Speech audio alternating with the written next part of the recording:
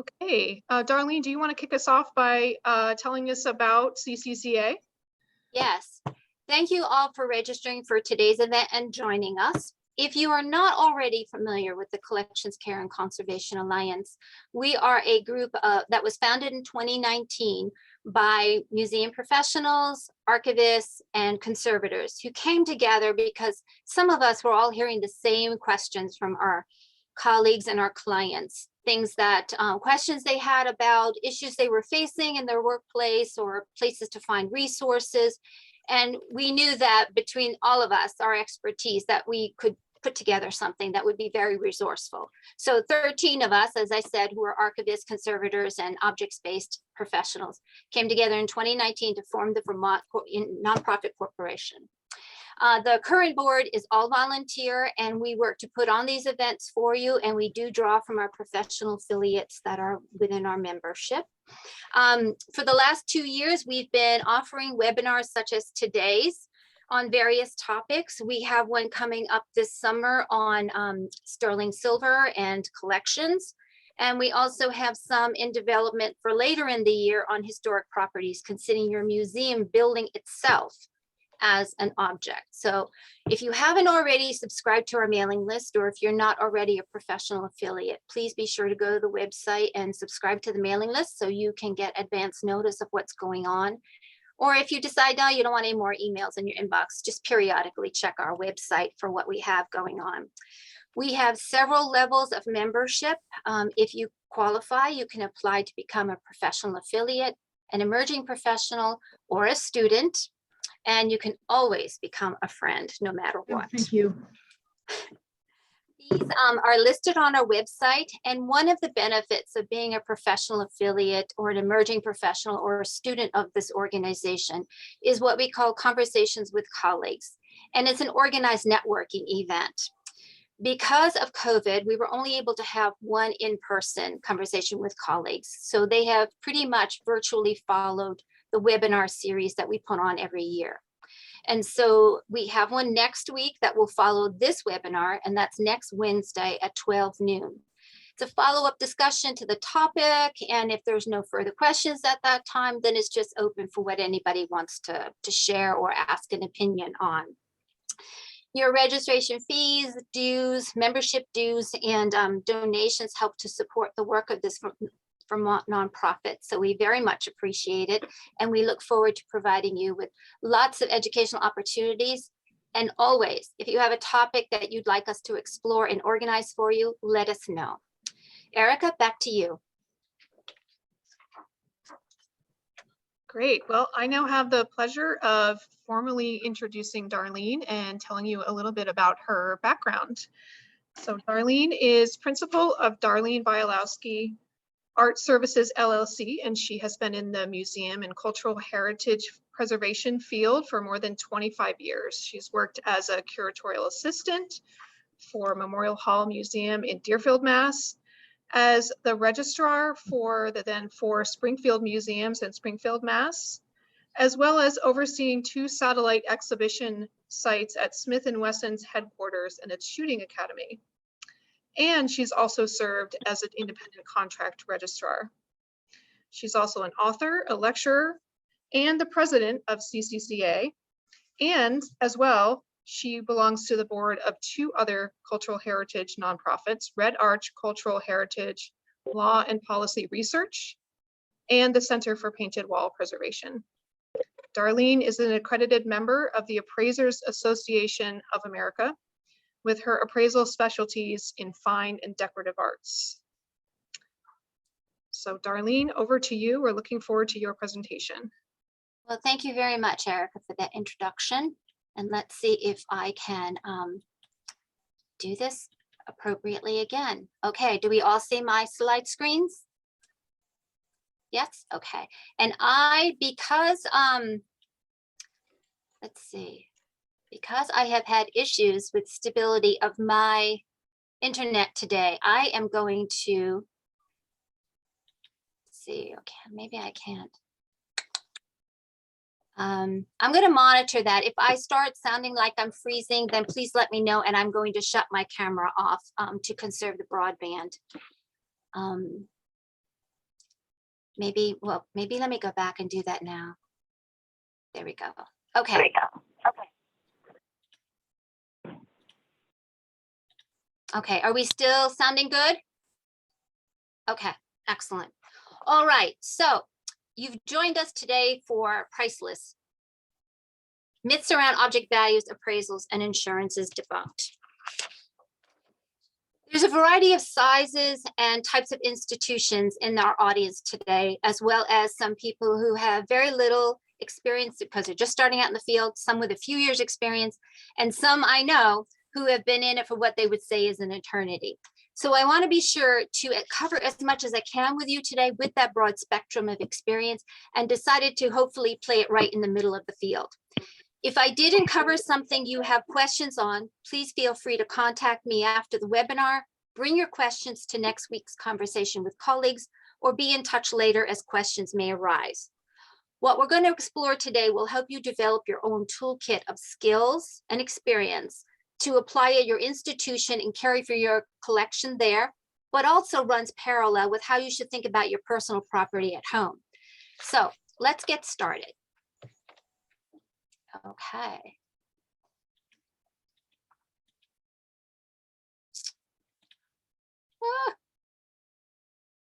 Let's see, I have gone too far. There we go. All right, values, the basis of so many things. For today's discussion, we're going to focus on collection objects in your institutions. I entitled this webinar as dealing with myths about object values, appraisals, and insurance. Over the years as a contract museum registrar and fine arts and decorative arts appraiser, I'm surprised at how often I hear misinformation, not only from my clients, which I really would expect to hear from, but also from my colleagues, and sometimes very experienced ones at that. So I want to set the record straight today as we explore debunking these myths. As you've all heard before, everything is valuable, everything is unique, everything is rare, therefore everything is priceless, and it takes very little work to determine value. Well, that's not the case. The truth is, not everything is valuable. Not everything is unique is valuable. Not everything rare is valuable. It all depends. Don't you love using that phrase, it all depends? But it does. And with the complexity that generally surrounds the work, value determination is generally a challenge. Object values can be monetary. You may have an appraised figure already for something or determined to value some other way. Object could have value because of its historical significance to your town or your area and could be considered irreplaceable. And it's also got a sentimental value. So in that sense, priceless as well. So I'm sure you've heard the term the marketplace. Even if the value of something is, say, perhaps $500, if no one's interested in it, apparently no one wants it, and certainly put any money for it, or for any amount, even if they were willing to drop the price, then the marketplace is determined as no longer worth the $500. If the object is being offered at auction and passes, it's now already tainted. But the house can wait and throw it back into a future sale, maybe adjust the estimate, spruce up the catalog entry, or even making it look outside to a private sale. So value is very dependent on a number of things. I know some of you wanted me to include some of the quote unquote free resources that I use. I also subscribe for lots of money to various databases in order to get some of my sales results. But here are some freebies for you to take a look at if you're not already familiar with some of them. They just mostly require you to sign in and develop an account with them. When you visit sites such as Invaluable or eBay, you're looking for the past sales, the closed sale events, not the stuff on offer. Anybody could offer anything for whatever price they want. Whether it's realistic or not is another thing. There's knowing whether the auction market is the most appropriate marketplace where an object should be sold. And furthermore, if a New England auction house was even the most appropriate over, say, a Midwest house. That's why I mentioned here that, was the hammer price an anomaly? Did it sell in the right marketplace? And you need to consider also whether or not sales prices are the hammer price or the total of the hammer price and the buyer's premium. And that buyer's premium does change over the years. Sometimes an object will be listed as sold, but it didn't even sell through. And that sometimes takes experience in knowing whether or not the auction house needs to be contacted. Personal property. We've all heard the term before. It is relative. It's a movable property, belongings exclusive of land and buildings, tangible assets other than real estate. In other words, stuff. I'm a generalist or a household interiors accredited appraiser, meaning I appraise fine and decorative arts and other things in neither of these categories that are listed. I've appraised entire houses with having to count sets of sheets, shoes, all kitchen cookware, appliances, etc. I've appraised contents for only fine and decorative art, but then there's the, oh, what do I do about his rare book collection? Or, my parents love to entertain, there's a wine cellar downstairs. Can you make arrangements to come and appraise the wine? And I've even had to examine and work with a dealer to appraise a 1959 Chevy Bel Air. I know my limitations, I have to, but more importantly, I know who I can contact to help me with determination outside of the specialties I'm versed in. One other item that can be overlooked is architectural items, elements of a structure, if not permanently affixed and of historical value. It can be considered antique salvage and should be accounted for. And by way of my involvement with the Center for Painted Wall Preservation, there have been homeowners who have recently purchased a house which had painted plaster walls, some done by Rufus Porter, decided since the wall wasn't structural to the house, they were going to remove it and have it sold. That has to be valued as well. There are many reasons for valuations. Some of them are listed here. Obviously, we all know that valuations are concluded when someone needs to purchase insurance for coverage, but there's also perhaps an object your institution wants to purchase for the collection. You need to figure out what it's worth in order to determine if the offered price is viable. Or perhaps you're deaccessioning and you sort of want to do a due diligence to find out what estimates you might be expected to hear from an auctioneer. But perhaps you might also want to send a work to a conservator's lab. And depending on the value of the work, the lab might cover the insurance under their own. But unless the conservator is familiar with the artist or with the type of work, she or he might not have a sense of what the value that it needs to be covered would include. And we'll get to these last two values that are needed in order to, estate tax liability, equitable distribution, and estate planning. They are reasons for valuations, as well as collateral when someone owns a collection is going for a loan, or resale. Somebody might just be curious about something they have that they're looking to sell. So they kind of need to know what the resale value is. Let's concentrate on two types of valuation for today's purposes. The first is retail replacement value, generally used for insurance scheduling. It's the highest amount of dollars in it's the highest amount in terms of US dollars that would be required to replace a property with another of similar age, origin, appearance, provenance, and condition within a reasonable length of time in an appropriate and relevant marketplace. The value that's ultimately determined may include applicable taxes, commissions, premiums, advisory fees, conservation costs, framing, etc. Anything to make that last dollar value a whole complete value. It covers personal property in your own private residence, property in a warehouse, institution, when property travels, when something travels for sale or for conservation or for loan or purchase. And the value might include, as I said, those ancillary costs. A tidbit here for any of you who do use shippers that are not some of the fine art shippers.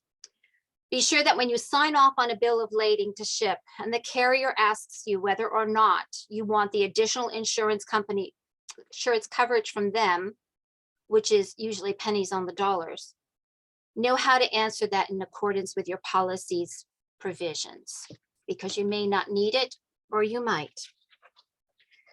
Damage and loss. We all experience this in our institutions. Mid-century Eames desk on exhibition has been damaged. Painting suffers from smoke damage. You yourself have had a house fire and much of it was contained to your living room, but that's where you have some of your most valuable, precious belongings. This is where it's important, and we'll discuss this in a bit, that you need to understand what your insurance policy covers, what causes of loss insures you for, and what valuation clauses you need to be concerned with. Was there an agreed upon value, and had the piece been recently appraised? Is the value before loss and then post loss needed? Do photographs exist to verify the piece's existence, the condition, and maybe yield some particulars when you don't have documentation about the object? The point is here that insurance and that policy makes the whole of the policy whole again. And as I'll also mention in a bit, the term market value is a term insurance companies use, which can mean either retail value or fair market value. So you need to read your policy carefully to understand what that definition means from that particular insurance company. Another type of value we're going to discuss this morning is fair market value. It's used by the IRS for purposes in charitable contributions, estate planning, estate tax, and equitable distribution. By definition, the fair market value is the price at which property would change hands between a willing buyer and a willing seller, with neither buyer under any compulsion to buy or sell, and both having reasonable knowledge of the relevant facts. The key here is both parties are willing to engage, no one's being coerced or compelled, and no one's really keeping secrets from another. Again, ancillary costs of premiums, taxes, shipping, framing, etc. are included. The way those values are determined is a valuation approach, and that could be a sales comparison approach, an income approach, or a cost approach. The sales comparison analyzes the recent sales that have been found and the prices of the comparable articles at retail establishments, galleries, private sales, as well as international, national, and region auction houses, where these objects typically are traded. The income approach is considered when the subject property is presently income generating. And the cost approach is considered when there's a need to determine the value of the subject property based on cost of manufacturing or recreating an identical object. Charitable contributions and gifts in kind use fair market value. The fair market value of an object being donated is determined by finding what it has sold for on the market and what the exchange is then valued at. The donee or the receiving party gets the object, its value has been determined, and if applicable, the donor can include the figure on his or her tax return for possible reductions in liability.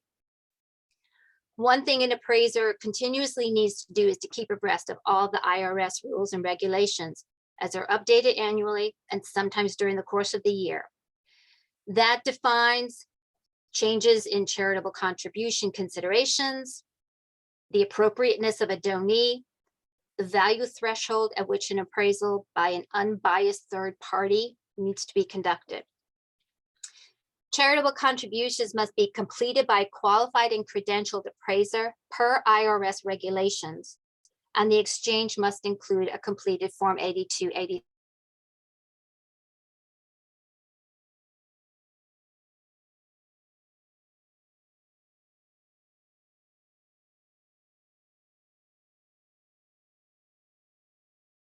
Erica? Thank you, sorry. Another educational reason I have for doing webinars like this is to provide the tools for the audience to have and then go and assess situations, whether at work or at your home. In the case of estate taxes, for a museum, this would cover a bequest. The arrangement was made by a decedent in his or her will that a particular beneficiary would receive the particular property. Usually, if a value has not been determined for estate planning purposes, or even if it has, an appraiser comes in, concludes the value, or updates the fair market value, and the estate then has the dollar figure it needs for filing. Any one of us who has personal property, and whether or not you have direct heirs, should be planning for what will happen with your stuff, to be either one day calculated within your estate's return, distributed amongst your heirs during your lifetime, or left as bequest to be granted after your death. You do not necessarily need to have multi-million-dollar collections to be thinking about this. I've also conducted fair market value appraisals for estates to determine the cost basis for a surviving spouse. And as we've already somewhat covered, there's the equitable distribution of personal property to be considered. Fair market values are used in assisting with that distribution. I once had a client, she was already in her late 80s by the time I met her, who devised a formula for how her two sons would divide property each time she made a significant move following the death of her husband to smaller and smaller residences. Each son would select property they wanted from a list she had culled of possessions she was ready to move on to another, and that list included the fair market values for those items. By the end of each time they met to go through mother's things, they would tally up what each marked as their own and somehow came up with basically equal dollar values before carting the property away. I hope that by the end of today's webinar, you've decided to start contemplating what your estate might include, because it's never too early or too late to start. Figure out what to include. And if you know or believe there's property that might be a certain monetary value or more, then you would want to consider having a consultation with a qualified and credentialed appraiser to assist in identifying that property with you and perhaps going ahead and conducting that appraisal. But before you even get there, be sure you've inventoried these types of possessions, much like you would do at your institution. List them, identify them, photograph them, examine their condition, pull together any documentation you might have, because these values done early enough set a baseline. These are other two purposes for which fair market value is used, and we really won't discuss these in depth, but I wanted to let you know that they do exist.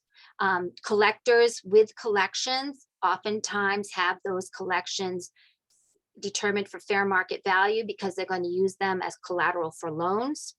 There's, of course, instances where there's liquidation sales that's determined a fair market value. And of course, resale. If you have something that you don't really want to hang on to anymore, but you're curious as to what it might be valuable at, then that would be a fair market value determination for resale purposes. So now that you understand a little bit more about values, fair market value versus retail replacement value, the different valuation approaches, let's go on to talk about the actual appraiser who performs the appraisal and the physical report. Because I want you all, when you see a report, to understand what it should really look like. The next myth we're going to debunk is it isn't your Antiques Roadshow. The dealer, appraiser, auctioneer that you see who comes out to talk to the owner of the property in the center of the room and on camera, unbeknownst to many, there's already been a prior discussion. The expert has already seen the object, inquired about it with the owner, consulted his or her colleagues, asked a bank of researchers behind the screen on site to assist, and then drawn a conclusion in advance of that spotlight on the camera. He or she just didn't pull it out of thin air. There could be instances, of course, when it's just a few words exchanged and maybe the value is that part of the roadshow's experts' immediate knowledge, but generally there's been oversight prior to doing so. And I know this for two reasons, because many of my colleagues and friends are experts on the roadshow, but also because Marsha Bemko, who produces Antiques Roadshow, wrote a book about the behind the scenes. If you haven't already read it, you might want to check it out. And furthermore, that it still isn't your Antiques Roadshow is that the individual who's giving you the value or their opinion needs to understand what the most appropriate and relevant resources are for a particular assignment. There's market analysis that needs to be done. There's comparable searches that need to be conducted. Then an analysis of those values that you've derived from those comparables. And finally, that determination of a single value for that particular object. Or if in the case of an estate with various collections, the IRS defines what numbers and what collections can be considered together for a particular value.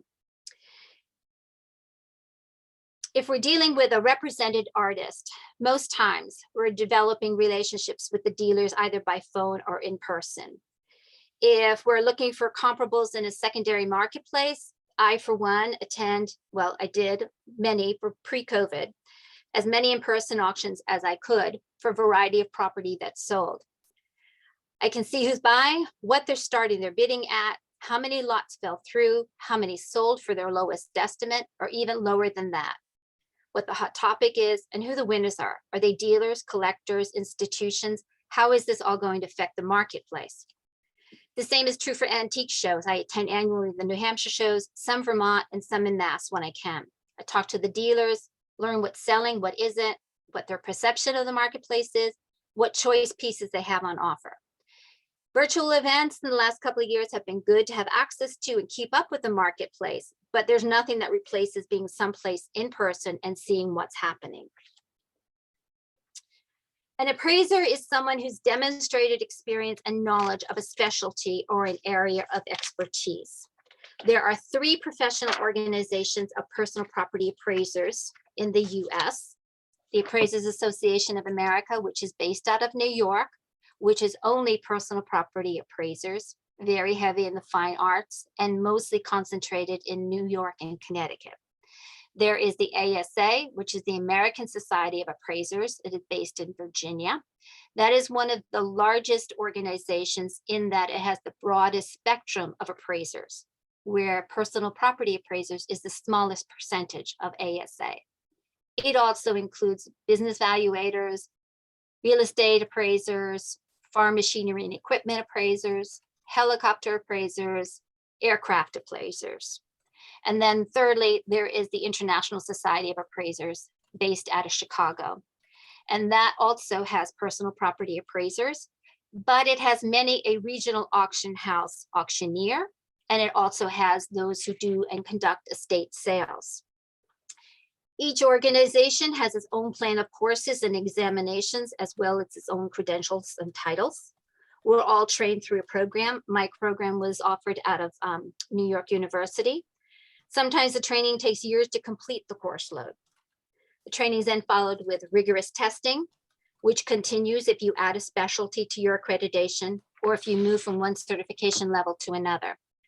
We're also tested under USPAP, which is the Uniform Standards of Professional Appraisal Practice. You'll want to make sure you remember that acronym. It's generally the recognized ethical and performance standards for the appraisal profession in the US. USPAP was adopted by Congress in 1989 and contains the standards for all types of appraisal services, including real estate, personal property, and business. We begin our USPAP education with a 15-hour course and then a rigorous exam, which you actually need to pass with a certain amount of points. And then every 2 years, we need to take a 7-hour refresher course, and that needs to happen before our compliance date passes. If you miss that 7-hour course, there is a very good chance now that you have to take the 15-hour again, and that's something people really, really, really don't want to do. The insurance companies and IRS are now more stringent in their quest to have qualified and credentialed appraisers perform appraisals and submitting reports. It should no longer be the local auctioneer you turn to for a value determination for insurance coverage or for an estate tax liability report. The auctioneer may be familiar with fair market value. That is the business they're in the secondary market, which is fair market value, but perhaps not as well versed in the retail setting to do an insurance report. And the auctioneer may also be familiar with fair market value, but not necessarily the IRS regulations that need to be followed when determining the values on property included in a decedent's estate or for estate planning. So they're not qualified either way. Yet attorneys and tax preparers continue to point their clients to auctioneers and auction houses. There are some, though, in major auction houses who are USPAP compliant and many who have gone through programs, but there's almost a non-existent fine line there that the individual working for an auction house is unbiased and is at arm's length from any transaction. two very crucial points the IRS watches for. So when you find yourself in need of hiring an appraiser, one of the best pieces of advice I can give you is to call on your colleagues to see who they may have used, for what purpose, and what the experience was like. AAM advises museums not to give out names of appraisers used when the public inquires, but the appraiser organizations now believe that if a list is kept, that list, if alphabetized, there's less chance for the favoritism of a particular appraiser to be shown, unless, of course, that favorite choice last name begins with an A. But also, the IRS watches for how often an appraiser's name comes across the charitable contribution piles of reports, and those reports from the same institutions. Too high a frequency is not a good thing. Another option is to visit each of the three professionals' websites for their directories. And I will admit that not all of them are easy to use. And in many instances, you need to have some prior knowledge in order to figure out how to look for various fields or to complete those fields of information. But you can always call any one of the three offices and ask for someone who specializes in what you need and what that type of report is that you're looking for. You can also give me a call and I can see who I know that might need to be able to perform the type of appraisal that you're looking for. Some of the things an appraiser is not. We're not advocates for the client to get the dollar amount of value they're looking for. For example, with insurance coverage, there's the hope for an outrageous figure that can be achieved with a claim submission and settlement. I can't do that. I have to research the comparables that exist, that are factual, and determine a value based on those facts with supporting material. Conversely, estates want a lesser value for an object because then there's less tax liability. Appraisers are also not authenticators. I can't put my name on a piece and say it's absolutely done by a particular artist. What I can say is that according to my years of experience working with the particular artist, the work looks right. There are paragraphs of legal narrative included in my report that outlines the assumptions and conditions I need to work within. And one of those assumptions is that without the work being tested by a lab, and based on all the documentation I've seen and the research I've done, my opinion at this moment in time is that the work is right. And though we may be trained as museum professionals in writing condition reports, we're not conservators. And we need to make mention of that disclaimer in our reports. But I can suggest conservatives who can handle the meeting for the client to contact. We're generally not financial planners, attorneys, tax consultant, auctioneers, and most importantly, our services aren't free. Speaking about monies, you'll want to find out and know how an appraiser charges. An important point to understand when considering who to hire is that you want to know in advance by way of a proposal or perhaps a phone conversation how the appraiser charges. What you do not want to hear is that the fee is contingent on a percentage of the overall value. That was a practice from some decades ago, but it's unethical because the values weren't substantiated with documentation or based on factual support. The fees need to be outlined as anything but a percentage. So you can have an hourly, a per diem, or a flat fee. And depending upon where you're located in the country, fees can vary due to that location. For example, New York City has a high concentration of fine art appraisers because it's the center point of the art market. The high concentration means strong competition and also means the public in New York is used to paying more than cities in their other cities in the surrounds. So fees are higher for appraisers in the city. Maybe a few hours away, they're less so. Minimums may be requested. If an appraiser needs to travel a significant distance, you generally want to advise there's a minimum amount of hours that you're going to expend on that particular consultation. And you can set the fee on an hourly basis or just say this minimum is how much I'm charging. Retainers are required when a contract is signed and the balance is due upon delivery of the completed report. And once that scope of work has been agreed to, if there's additions to what the appraiser was asked originally to examine, there could be additional costs incurred. The appraisal itself is a value determination at a particular point in time. It's a legal document. It's the vehicle by which the value determination of an object is stated. When someone gives you an opinion off the cuff without saying that they need to do a research, they're giving you a personal opinion of value, or a POV.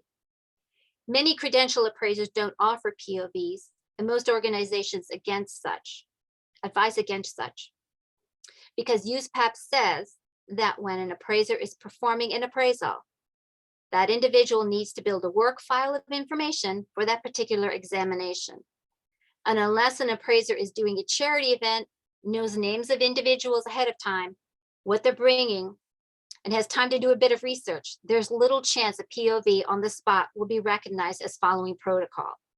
It could be different in a less formal setting, but it should be stated that the action is not typical. The report is also a legal document that once the appraiser affixes their name to, is binding and can be used in a court of law for any action taken with respect to the client or the property. And I want to mention something here because it's becoming an issue out in the field. Institutions, and I'm not saying anyone in the audience does, but institutions should not hold deeds of gift hostage in order to get a copy of an appraisal. It's not the quote unquote law that a report be given. It's sadly a museum policy of many an institution. But the report is the property of the donor who paid the expert to do that research and determine the value and write the legal instrument. The donor can, of course, supply their own copy, but the donee is also not one of the listed intended users of the report, and hence a copy cannot come from the appraiser. And here's the other issue.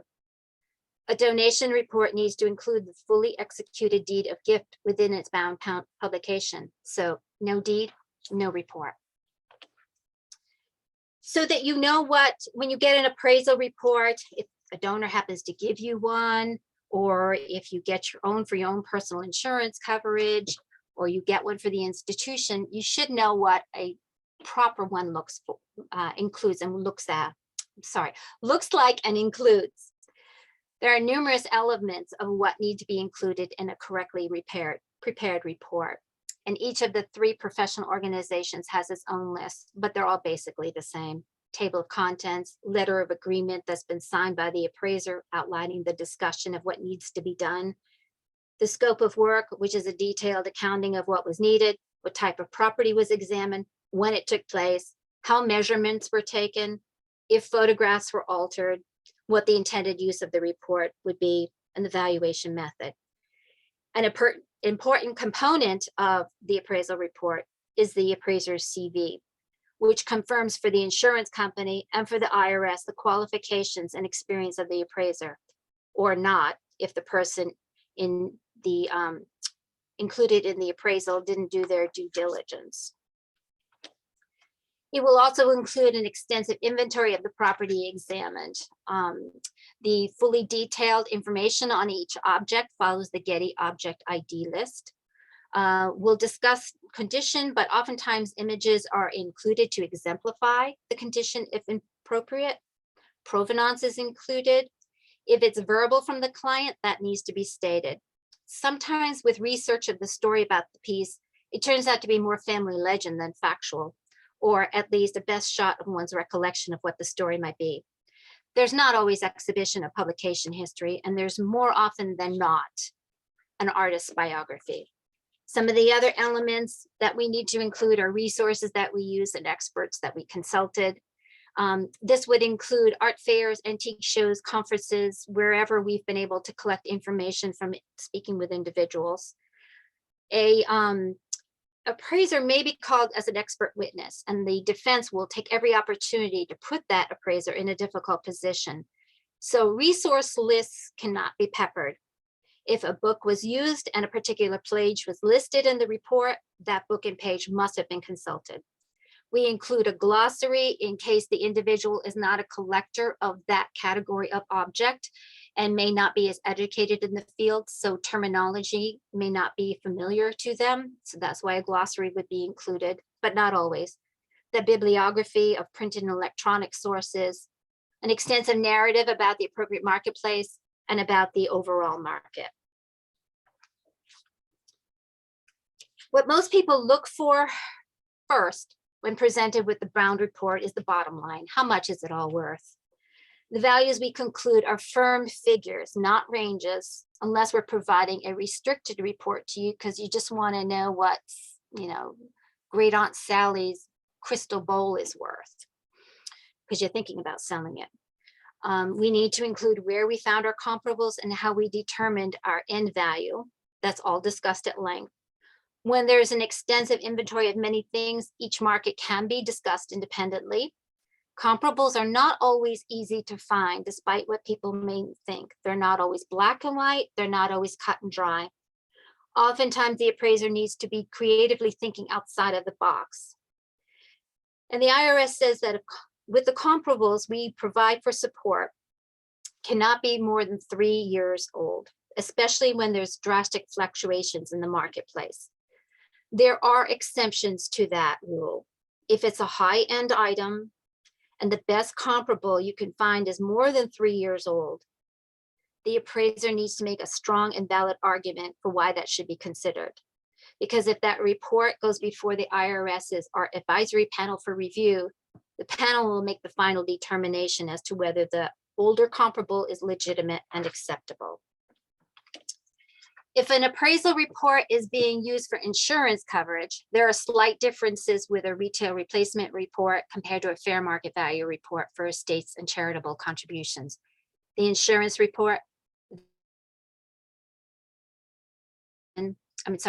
value determination and the basis for that determination need not be as in-depth with photographs, comparables, or discussion of their sources, but there needs to be a discussion of the marketplace. If it's a charitable contribution, information about the donee institution needs to be included, as well as their mission statement. This all goes to the making sure that there's an agreement with how the institution completes its portion of the Form 8283, which identifies the intended use. It also includes a copy of the fully executed deed of gift or whatever that vehicle is that transfers title. And separate of the bound report is the completed Form 8283.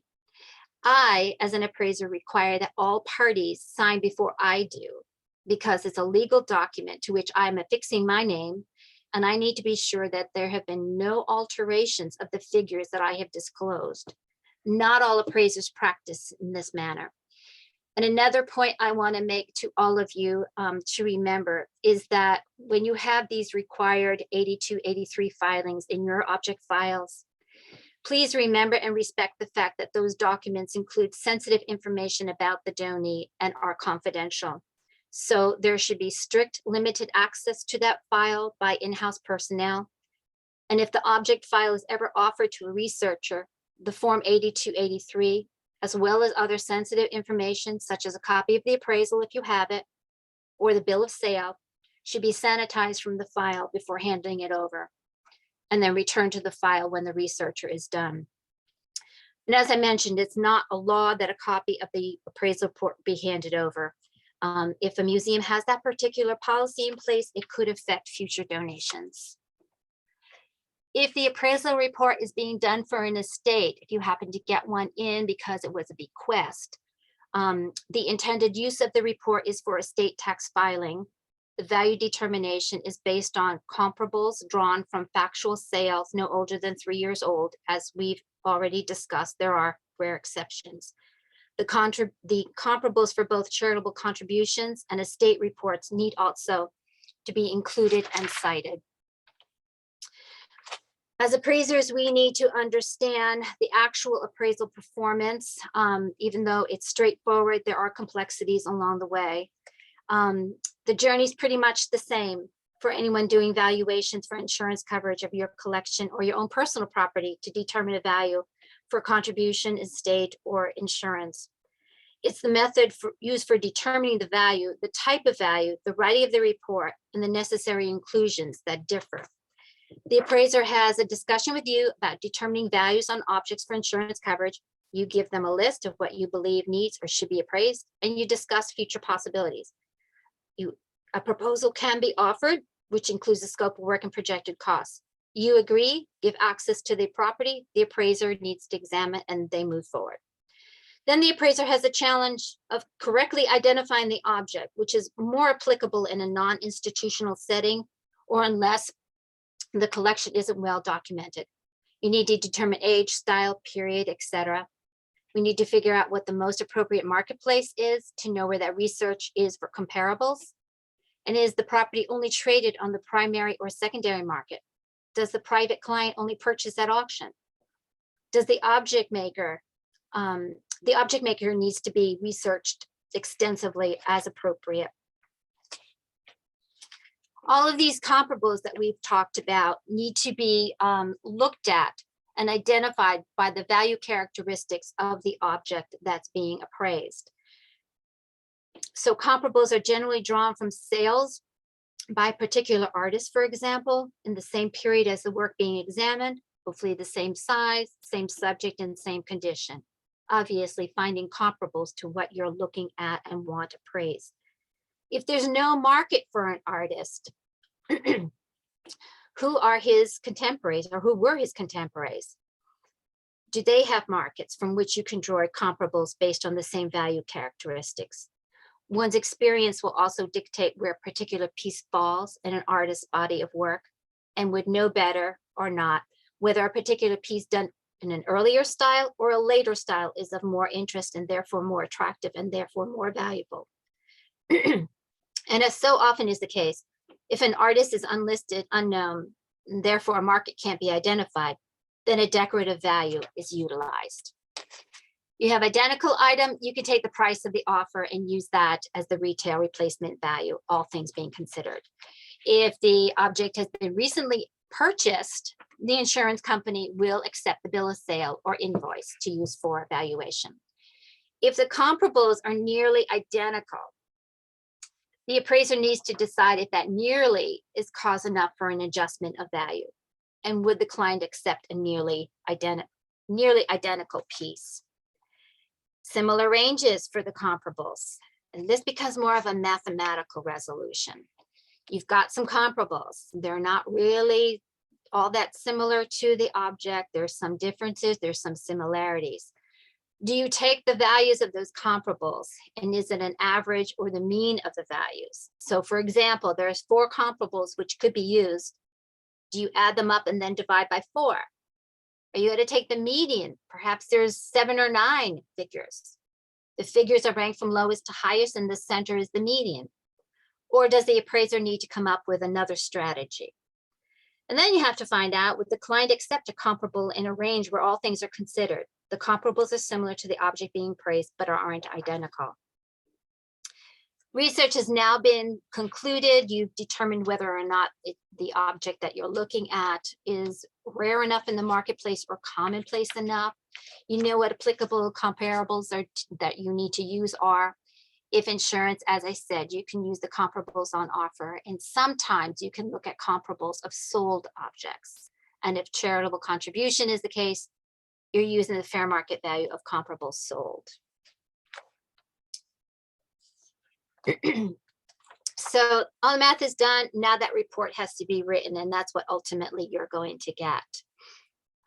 Report styles will differ between the 3 organizations. Each one has a checklist of what needs to be included.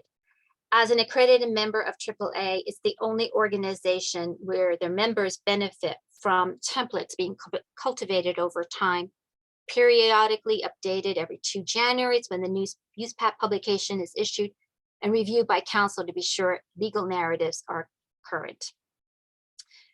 All the information is gathered in the report. The values are clearly stated, the rationale for the marketplace, the legal content, bibliography, etc., all put into that bound report that also has a page of certification the appraiser signs. In insurance instances, the client gets a copy of the report and presents one to the insurance company to write the policy. If it's for a charitable contribution, the client gets 2 copies and one goes to the tax preparative for the client's files, or to physically include when filing the return if applicable. If it's for an estate, the client gets at least 2 copies, but could request additional ones if they're needed for the additional intended users who are actually named in the report. At least one goes to the attorney to be used in settlement of the estate or for estate planning, or the client can use for equitable distribution outside of the estate. So we're going to briefly touch on insurance. I am not an insurance agent or broker, nor am I an estate attorney, tax advisor, financial planner, but I've had the personal experience as well as having worked with clients who I had to direct to most appropriate experts. So today we're just going to briefly cover the myths surrounding insurance of collections. Do you need it? Why do you need it? And what to consider. So myths insuring your collection. I hear these three statements at almost every few months, and I have to wonder why the myths are still circulating. Those are, you need to have your entire collection appraised. You need to insure your entire collection by object. All insurance coverage or policies are pretty much the same. But the resounding answer to all of this is no. I try to encourage clients who are looking to insure their collections, not the larger institutions or even the medium ones who already have this pretty well in hand, but more the small museums and the historical societies and the tiny archives. I advise to start from within before being afraid of the overall bigger picture. You know you wouldn't be able to afford the premiums for the entire collection if it were to be covered by individual object. So this is when you really need to know what's in your collection and what you might already have some kind of established monetary value for. You need to look at your inventory, your collection, both on view and in storage. What objects within the collection have a historical significance to it?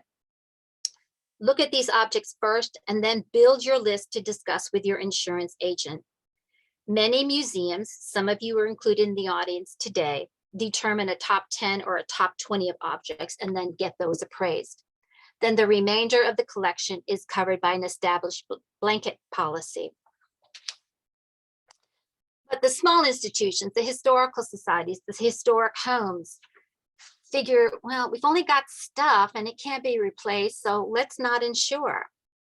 Well, that would be a catastrophic loss if you were to look at it that way. You need some type of coverage for what there is. But you also have to consider for conservation efforts to save something that's irreplaceable. And that's more of the mindset that should be looked at when it's a smaller institution, a historical society or a historic home. But first, talk to your insurance agent. What exactly is the building's policy? What's the language contained within that speaks to what the coverage on the contents is? Is it appropriate to your collection even? Maybe it's a starting point. If not, you might need to look at a separate policy. Your insurance agent should be your best friend, work-related, and maybe even in your personal life. Because insurance is a serious topic. You need to have someone you can work with, to trust, to ask questions of. In my time on being staff of an institution, I think it was only once in 7 years that I actually had the insurance agent check in and ask if they could come and do an annual check in person. I'm failing to wonder about the other 6 years when they never asked to do that annual check. Yet I've been on contract jobs where I've spent maybe 10 days on site, conditioning a show leaving and a show coming in. And perhaps a couple of times I've seen the registrar walk through with a different insurance person who's come to check on when shows are being installed and when renovation is happening.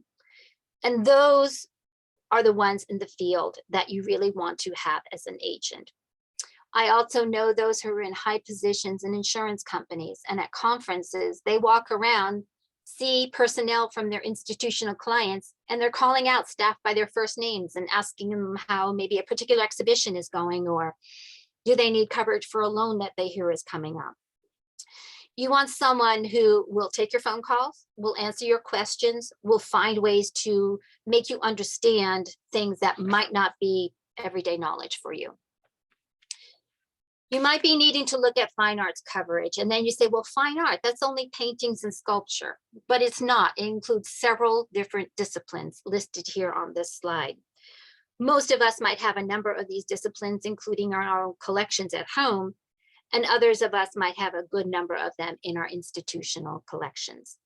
Fine art just isn't paintings, works on paper, photographs, or sculpture. And as you can see, it does include other disciplines and products of those disciplines. I can't encourage you enough to read your policy. It's one of the most difficult documents you'll never want to read and understand. But if you have not done your best to have the most appropriate insurance coverage on your collection, you could be putting those objects at risk rather than conducting good collection stewardship. Make sure you make a list of questions you have as you're reading that policy. Talk with your insurance agent about the collection, how your objects are cared for, how your museum works. Talk about adding or determining the right amount of fine arts coverage to your current policy, or do you even just need a new one? We've talked here about fine art, but there's also the decorative arts, there's furniture, there's textile. All are worthy of consideration when discussing coverage. Fine arts coverage for those historical societies will include historical objects as well as your historical and archival holdings. But you need to be sure the company you're working with has the experience in writing these types of policies and understands museums' collections. You'll also, if you take in loans, need to be considerate of what your responsibility is towards those loans. And are there any clauses included or yours or their policies that are exemptions? It's common to think about your personal coverage in terms of insuring for total loss. We tend to think of replacement value. But with museums or any other collecting institution, you need to think more away from the idea of replacing objects and more on the line of conservation, because you might not be able to replace what you have, but you have to take care of what you do have if it's damaged. For example, if a piece of porcelain maybe in your collection is broken by accident, you need to be able to make sure you can contract with the best conservator that can have the repair done. So think about all the deductible options you have, what premium costs you're considering. And if you choose to do a higher deductible to lower your premium, realize that that might hinder your ability to fund conservation. There's also the issue about underinsuring or self-insuring, which means there's greater out-of-pocket expenses related to collection damage or loss. Briefly, to make sure you all understand blanket versus scheduled. Blanket is an overall policy limit. It blankets the collection. There's no predetermined maximum. An appraisal or recent bill of sale is required. And then this coverage may result in added work when there is a loss that occurs because the current retail value needs to be established. Whereas scheduling, each object is individually listed and insured for a stated amount. The appraisal may be required. Coverage ensures settlement by a predetermined value for each object that is damaged or stolen. The issue here is that unless those values are updated, you might be getting value much less than the object is worth. If you haven't already gotten insurance for your collection, some of the first steps are, is there an inventory? Is it complete or does it have some gaps? How old is it? Do you think much of what's on it is still present in the collection? How recently was it done? Are there photographs, measurements, descriptions, or is it just a laundry list, which many of you have seen provided by auctioneers and dealers? Chair, 3 inches, red seat, $35. And then you look around and you realize you have 22 chairs with red seats, all about the same size. How old are those photographs in that inventory? Are they black and white or are they in color? I'm pretty much encouraging you to make sure you have those conversations with your insurance company, to review that inventory, to review the policy, to review the values that you have established. But some of you in institutions that are smaller with no coverage, you don't know what to insure. So walk around, take a look, take stock. What's in the inventory? What's been most important?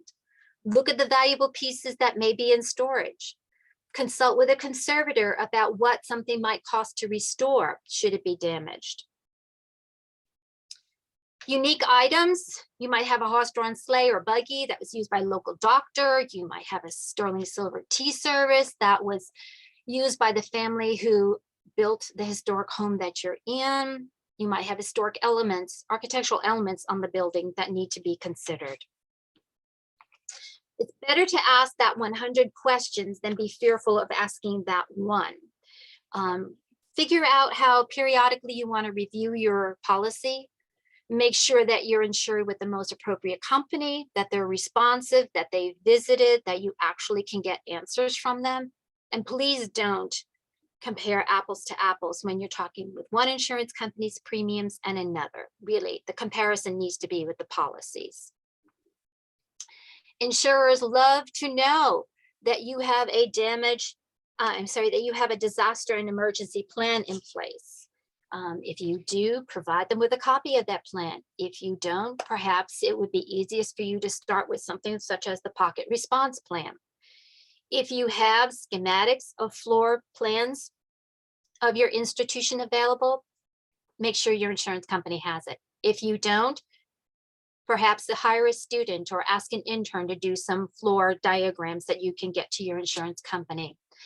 Some of you I know in the audience are familiar with the general facility report and know that I've been pretty much tied at the hip to it since 2008. That report can be purchased through AAM.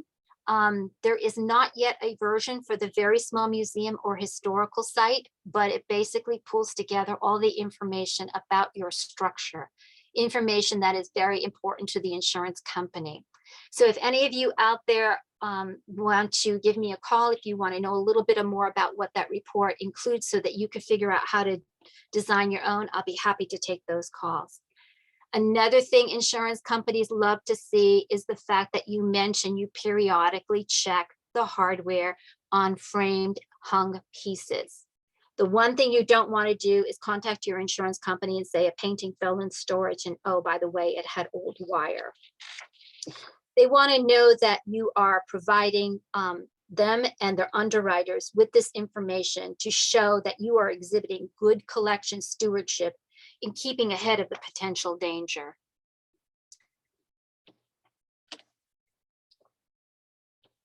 Okay, well, we do have a few more slides here. There we go. Personal possessions. So we've talked about personal possessions a little bit, but we're talking also about that bigger toolkit that you are putting together for your experience and using at your institution. We've covered a lot of material today that focuses on the collection and briefly touched on your own personal possessions. But frankly, the same concept and rules apply. We all tend to think of our personal things last in favor of really concentrating on our work situation. But now that you have a better understanding of what replacement value is versus fair market value, you know the different approaches that you're considering when value is determined, you hopefully have a much better understanding of the role of an appraiser and what a qualified and credential report includes. When you are assessing things in your home, do as you would do in your institution. Make sure your very treasured things are housed properly, that they're handled properly, that you have an inventory inclusive of all the information, that you photograph not only the object, but the wall the object is on or against, and images of the overall room. This all should be part of your insurance information you give your insurer, because it becomes valuable later if there's a damage and loss situation, the same as would be at your institution. The appraiser needs to verify that particular object existed, and if it's damaged or destroyed, that pretty much can only be done by photographic image. But you're also proving you had that object in your home on that particular day at that particular time, and this is what the room looked like before the damage and loss occurred. Collect all your documentation, sales receipts, prior appraisals, anything that speaks to a particular item, any of the provenance, and create a backup system just like you do at your institution. For any of you that are storing information in a cloud-based system, you need to inquire when that information is moved as surveys are updated. Are you notified? Because you need to be making sure your information that's stored in the cloud is updated, and those files, because those files are periodically, they need to be changed because technology changes and versions of software change. And as cloud systems get updated and information is moved to different servers, sometimes that information doesn't transfer appropriately. And for home, you also want to have a disaster and emergency plan. all goes to good language with your insurance company. So many times I have helped people and I've heard the story. They've gotten home after a long day at work. They've noticed broken windows, shrubbery that's been all damaged. They call the police and they realize stuff has been stolen from the home. And then they say, we didn't have enough insurance. We didn't have any insurance. During an emergency like that, it's not the time to realize that. Plan a little bit in advance when you can. For your own peace of mind, if you serve as an executor or help someone with an estate, I hope you have a better sense now of what you need to do, who you can turn to. Maybe would you even need an appraisal? And is the attorney up to date on appraisals, or are they sending you to someone that you know would not qualify? So that's it. That's a wrap. I think we are now going to take questions, should there be anyone. And before I forget, please remember to join us next Wednesday at 12 noon for the conversation with colleagues. If you haven't checked out our website, there's the address. And if you have questions outside of the webinar, please make sure you contact us at collectionscarealliance@gmail.com. And I'll keep that up for a moment and then I will stop sharing my screen. Darlene, thank you so much. You are so welcome. We do have quite a few questions that have come in while you've been speaking. So what I'm going to do is just pose them to you in the order in which they were received, and we'll see where we can get with the amount of time we have left. Of course, we have a healthy 20 minutes, so we should get pretty far. So our first question is from Matt, who asks, can an organization determine a valuation and an object for loan, or do they need an appraiser for that? They need to be at arm's length in determining that value for a piece to go out on loan. So I would suggest speaking with the insurance company that you currently have for coverage and see what guidance they can give you. Oftentimes insurance companies, when they have a lot of knowledge about museums and museum collections, they already have a sense of what values are. The larger ones that deal with a lot of high-end collectors won't necessarily have their collectors have their insurance policies refreshed every 3-5 years because they've been keeping an eye on particular artists that the collector follows. The institution should not be determining its own values because that's not at arm's length, and it depends on what the object is as to whether or not you might need an appraisal. So I would check with your insurance company first. Thank you. Okay, our next question is from Alice, who asks, in a museum collection, should valuation be done frequently to reflect market values? Allison, that depends on what your collection includes. Fluctuations, they go up, they go down, sometimes just too fast, but then there is stability. It depends on what you have and as to how frequently your insurance company says you should have a valuation. I would say that if you yourself, now you know some of the resources, keep an eye on what's happening. If you see some drastic measures happening on what you have in your collection and you're uncomfortable about the value that's already been determined, and that value might be already several years old, then I would consider having someone come in and work with you to see how those values might presently be. And again, another thing for your insurance company, you want to keep them in the loop about things, especially if you are getting good service from them and you like working with them, because they're there to help you. And ultimately, they're the ones that are going to be paying for any claim that you have for a damage or for a loss or for theft. Thank you. Our next question is about determining value, setting a value for insurance for a museum collection that has exceptional institutional value but little market value. However, this person says that significant money has been spent on conservation and or reupholstering. So you're asking what else you can do in addition to that significant investment in conservation? How does one determine the value for insurance purposes in this setting? Well, again, I would encourage you to speak to the insurance company because they may have, not knowing what your collection is, they may have a better sense of saying conservation is the best measure for you right now, but let's build up the coverage to accommodate, if, again, not knowing what your collection is, to accommodate fluctuations in the market for things that might be commonly traded. I hope that answers your question. If not, come back to us next week and I'll have a little time to think about that and do a little bit more research for you. Darlene, I apologize because in summarizing for you, I left out what may be critical information, which is this person says it's a history museum based on the life of a religious figure. And so they're wondering specifically about a collection of antique furniture that was owned by that specific historical figure.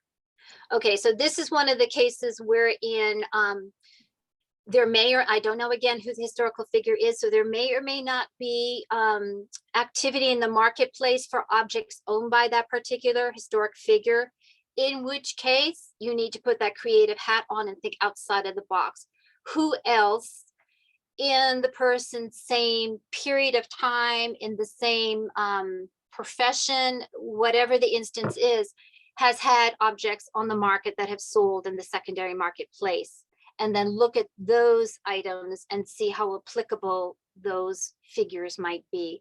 Again, this is quite a specialized collection. So I would highly suggest speaking with your insurance company, who probably already covers insurance for other collections that are similar.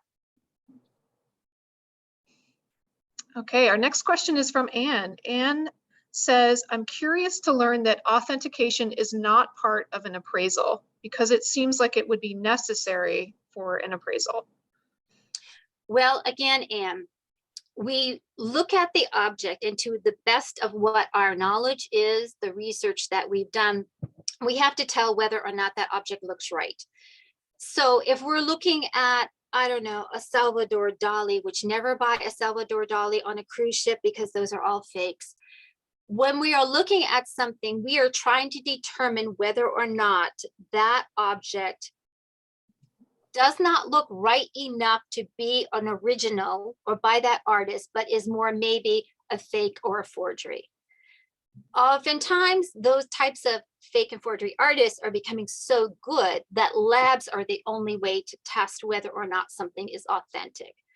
Fakes and forgers could use period paper and create something. Well, you know, you look at the paper, you say, oh, it looks right, but there's something wrong in the translation of how the ink was laid or how the brushstroke was conceived. When you have a red flag, chances are the piece is not right. Some of the conditions and assumptions that are in my report say that at this particular time, and I'm paraphrasing, because the piece has not undergone any type of laboratory analysis, all looks correct and all looks right with other pieces examined by the same artist. But if in time that piece has been tested and is proven to not be authentic, then my opinion of value might change. But for the most part, I have to look and see if everything lines up with what I know, how that artist creates, or say, for example, I did some sterling silver, and I don't even remember what it was. I think it was British. I don't remember who crafted it. But if it were original, that piece should have weighed so much. The piece I was appraising weighed only half the amount. And I checked with a specialist, and sure enough, that piece, though it looked right, when I weighed it, it wasn't appropriate. So therefore, it wasn't authentic. Okay, Anne posed another question. I think this is while you were talking about the contents of an appraisal report and what factors were involved with putting the appraisal together. Anne asks, what is Getty Object ID? So if you go on to the Getty website, the Object ID checklist basically includes everything that we use as museum professionals to catalog an object.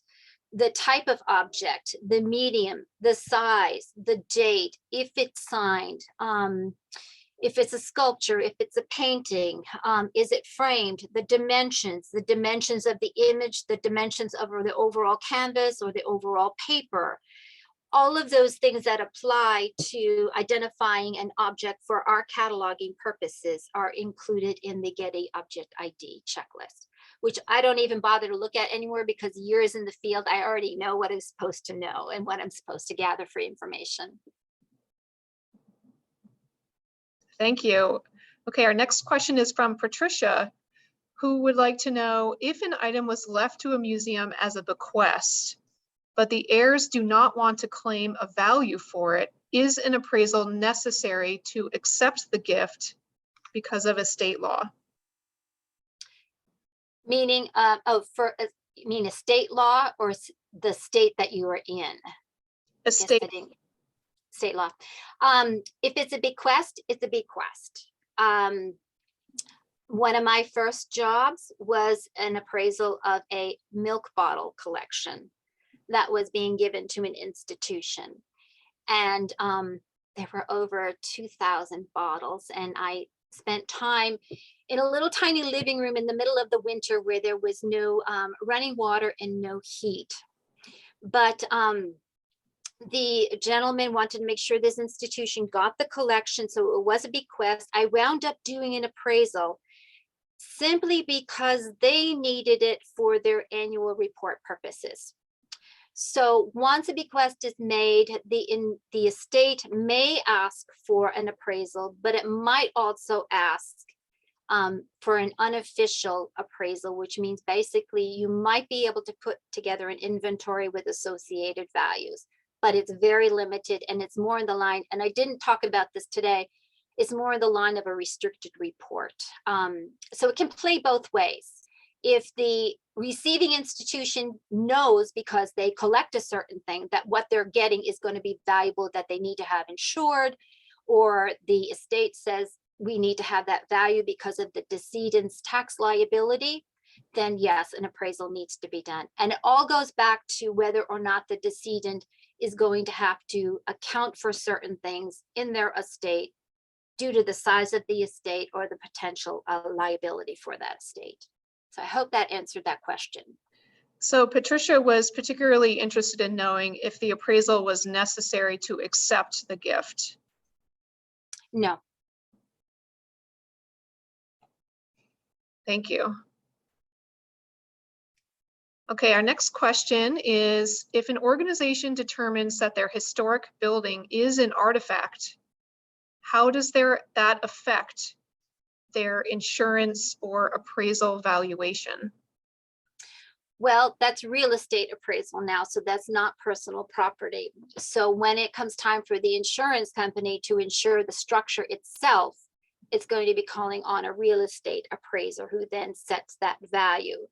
And that real estate appraiser should have a conversation with more than likely the director of the institution to talk about the historic significance of the building and then see how they're going to adjust their value rate for the building. Okay, taking the conversation in a different direction, the next question is, how do you appraise a collection attributed to one person, such as a person's Civil War memorabilia? Should each item be appraised individually, or should the collection be appraised as a whole? So for what intended purpose are we doing the appraisal? Is it for insurance or is it someone's estate? That is not indicated in the question that was submitted to me, but I'll invite the person who posed it to unmute themselves and give us more information. So that's me. Can you hear me? I thought maybe. Sorry, I'm the student in the front raising his hand a lot. That's great. Thank you. Yeah. So we have a small collection of one man's Civil War stuff. It's exceptional. He lived right here in our town. It's like a musket, canteen. It's everything that he carried on him. And individually, sure, they're important as Civil War items attributed to the person, but they're a collection as a whole. And it's not big, but it would be for insurance value. And so to take each one individually, it wouldn't make sense, but maybe you value everything individually and then just add it all together. So are all of the objects in this man's collection all related to, say, for example, he was a soldier and it's all the accoutrement in his uniform and such that you have, or are they all kind of disparate things where? Everything he carried on him during the war. Okay, so it's So all related together. Yeah, And so one that's- guy walking as a soldier at Gettysburg, and everything he has on him is, for the most part, is right there. I would say for safety's sake, Matt, that you probably should look at individual objects because each and every one of those individual objects could potentially be sold on a secondary market. It's very rare that you would have a collection such as the one you're describing offered for sale with all pieces included for a particular value. There has to be some kind of demonstrated research to say, just for the sake of argument, not saying that this is your value, that the gentleman's collection is worth $20,000 and we can safely put that figure on there because maybe there was another soldier whose same type of accoutrement and collection went up for sale. I can't think of one of the big military auction houses in the Midwest, but say it went up for sale there and it's in the same time period, the same war, basically the same items. That could be a relative value to use. You wouldn't be able to go out necessarily, although there are dealers who sell, and you said Civil War? Yeah. There are dealers who sell Civil War materials. You might be able to reinvent what you have. Therefore, you might, if you went to a gallery or went to a dealer and itemized everything and had your value that way, you could say that that is your ultimate value. But with things from so far ago that aren't always available in the common marketplace, you do have to look at the auction world and that secondary market because that's where a lot of that type of material is traded. So I'm not really giving you a firm answer because it can really go either way. This is something I think I'll do a little research on. And if you join us next Wednesday, have a better sense for you and what you should look for. Okay, thank you. Mhm. All right, our next question is from Bob, who asks, how is a work of art appraised when there are no comps? So he provided an example. So if a well-known artist painter does in his lifetime just one mosaic. I can't remember what slide it was, Bob, but I think I was mentioning about if the artist had no market, then what do you do? What you do then is look for the same type of artist, an artist who did mosaics in the same period as the artist that you are inquiring about, using the same type of materials, if not exactly the same, then similar to that. And then that comparable you would take and you would look at it in the same way that I described. How similar is it? What are the differences? Are those differences very important to the natural being of that mosaic for why it would be valuable? Are the similarities so disparate that you probably have to go find another comparable? It's best to have 3 or 4 to be looking at to take an overview of, but there are things that are a challenge, and that's when you have to think outside of the box. And not knowing mosaic work as well as you do, if I couldn't find another artist doing mosaics, I would have to find another medium similar to mosaic work and then see what comparables are available in that field. And this could be, if the mosaic is quite valuable, it's in, a public arena and it needs to have insurance coverage. This could be the instance wherein you could use a comparable from 10 years ago, but to have a strong rationale. And that would be more for fair market value. For insuring purposes, it sounds like it would more be the cost approach that would need to be analyzed and to figure out what the replacement cost of that mosaic would be to rebuild it. Did that answer your question? Okay, good. These are such Okay. great questions. Yeah. So Michelle would like to know, about condition and how it affects value. If something looks better because it has been restored, isn't it more valuable than if it hadn't been restored? Not necessarily. It depends on the importance of the piece. If making it looks better takes the history away from the piece, then not necessarily so. If making it looks better makes the textile more stable and gives it a longer period of life, then yes, that would make it a bit more valuable. Yeah. You're welcome. Okay, I've got one more question that's come in. Can the value of conservation of an object be added to an appraisal value? That is taken into consideration, yes. All right. So I just want to note for everybody that our fellow CCCA board member, Rachel, has dropped some resources, some websites into the chat that you might want to take a look at. She's told us about a webinar on insurance that Connecting to Collections offered that's available online. And then It's also available, excuse me for interrupting, it's also available through AASLH. And I actually had about 6 slides in my presentation about that, but that was running me over my time that I wanted to allot to be sure I had time for your questions. But what I will do is I will resurrect those 6 slides and we can discuss them next week at the conversation with colleagues. So further reason for you to join us next week. But thank you, Rachel, for also adding in the Getty as well. all right, so I want to invite anyone else to pose one more question to us. We're at 3:29, so we could probably take one more question before we sign off. If there's anything that's occurred to you in the last couple of minutes.